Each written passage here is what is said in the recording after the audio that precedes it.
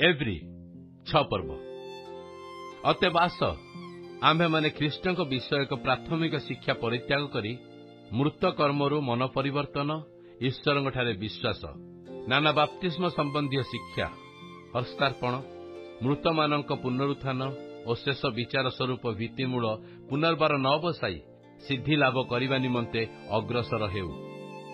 हाँ, ईश्वरंक अनुमति हेले आम्भे माने यह करिबा, कारण जेउ माने थरे आलोक प्राप्त होई अछंती स्वर्गीय दानर आस्वाद पाई अछंती पवित्र आत्मांकर सहभागी होई अछंती ईश्वरंक उत्तम वाक्य और भावी जुगर शक्ति आस्वादन करि अछंती। सेमाने जदि धर्मभ्रष्ट हुअंती ताहले मन परिवर्तन निमंते सेमानकु पुनर्बार नूतन कराइबा असाध्य।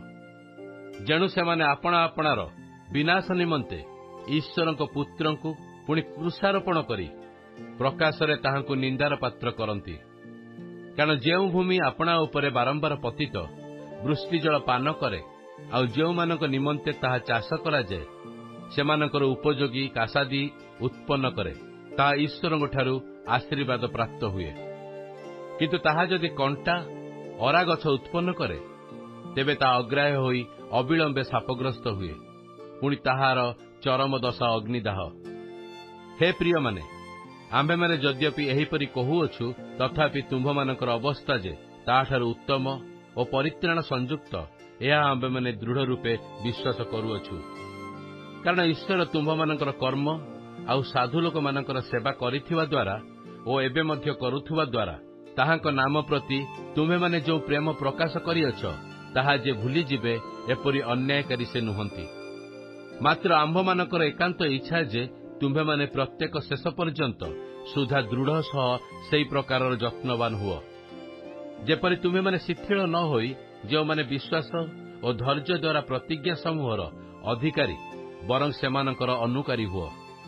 कारण ईश्वर जेतेबेले अब्राहम को निकट प्रतिज्ञा करथिले सेतेबेले से आउ कोनोसी महत्तर नाम न पाइबारु आपणा नाम रे शपथ करथिले आम्भे अवश्य तुमको आशीर्वाद करिबा और तुम्भर वंशर अतिशय वृद्धि करिबा।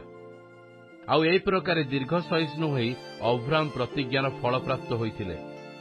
मनुष्य माने तो महत्तर नाम शपथ करिथांती आउ कथा स्थिर करिबा निमंते सेमानकर समस्त विवादर निष्पत्ति शपथ द्वारा हुए। एणे ईश्वर प्रतिज्ञार अधिकारी मानक निकटरे आपणा संकल्पर अटलता अधिक स्पष्ट भाव में प्रकाश करने इच्छा करी प्रतिज्ञा सह शपथ मध्य करथिले।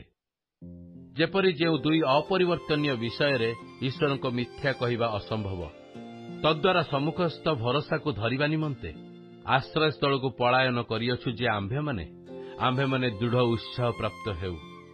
सेई भरोसा आम्भ मानक आत्मार लंगर स्वरूप ताहा विच्छेद वस्त्रावृत स्थान रे प्रवेश करी दृढ़ और अटल होई अछि। आउ जीशु सेई स्थान रे मल्कीसेदकଙ୍କ सदृश्य अनंतकालीन महायाजक होई आम्भ मानकर अग्रगामी रूपे प्रवेश करिअछंती।